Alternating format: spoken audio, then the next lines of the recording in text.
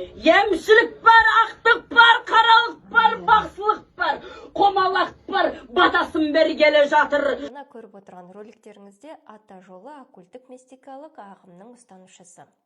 Ең алғаш рет 1997 жылы бұл ұйым Ақ жол деген атаумен белгілі болды, ал 2001 жылы Алматы қаласында коммерциялық ұйым ретінде тіркелді. Бұл ағым ел арасында көбінесе аруақтар аян берді, сүйінбай немесе жамбылдың атыменен сөйлеймін, емшілік қасиетің бар, қамшылау арқылы емдеу, сонымен қатар медицинаның күші келмейтін дерттерден көмектесеміз деп сендіреді.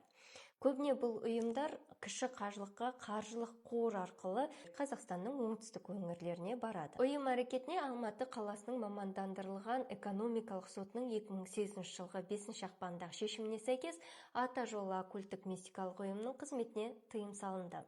Осы сот шешіміне сәйкес ата жолы оккульттік мистикалық ұйым адамның денсаулығына зиян келтіреді, отбасылық құндылықтарды бұзады, сонымен қатар психологиялық тәуелділікке әкеледі деп көрсетілген. Қазақстан Республикасының әкімшілік құқық бұзушылықтар туралы кодексінің 489 бабына сәйкес Қазақстан Республикасының заңдарымен белгіленген тәртіппенен тіркелмеген немесе қызметіне тоқтау салынған, сонымен қатар тыйым салынған коммерциялық ұйымдар менен діни бірлестіктердің қызметіне қатысу 50 айлық есеп көрсеткішінде әкімшілік айыппұлға әкеледі.